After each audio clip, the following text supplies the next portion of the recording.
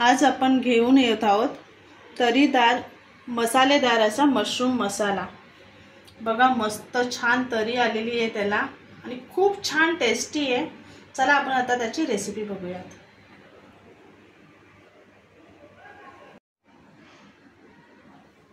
Hello friends, विवा food recipe मध्ये आपले सगळ्यांचे मनापासून स्वागत। आज मी बनवत आहे मशरूम मसाला।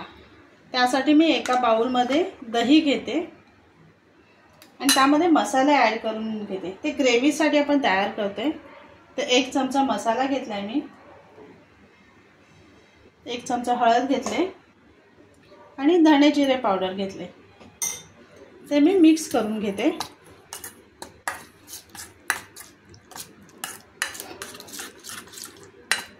आणि इथे मी मशरूम ना कट करून घेतले।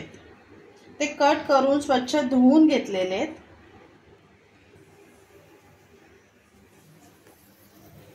इथे कढई तापत ठेवले, त्यामध्ये मी तेल घेते। तेल गरम झालाय, मी कांदा परतून घेते। ते छान गोल्डन कलर येईपर्यंत परतून घेते।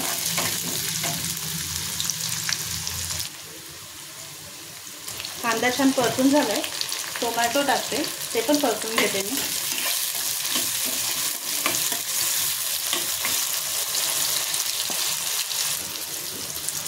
इथे मी अद्रक, लसूण, मिरची आणि कोथिंबीर याची पेस्ट करून घेतले। ती मी मिक्स करून परतून घेते।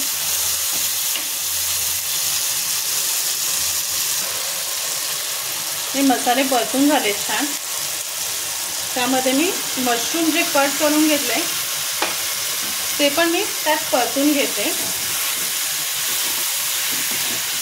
1-2 मिनिटं त्यांना परतून घेणार आहे। 1-2 मिनिटं परतून घेतले। बघू शकते त्याला किती मस्त पाणी सुटले।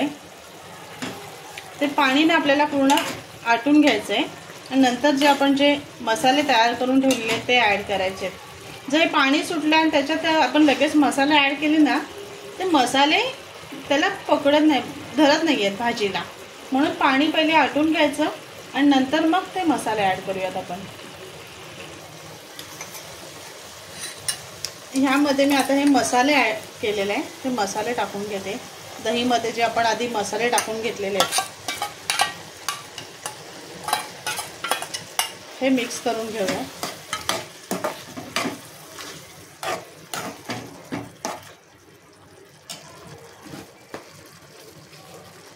आणि चवीप्रमाणे मीठ ॲड करते। आता 5 मिनिटं आपल्याला ते शिजून घ्यायचे।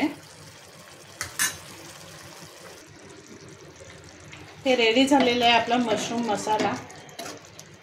मस्त छान कलर आलाय, तरी पण बघा मस्त आलेली आहे। हे बघा छान झालंय।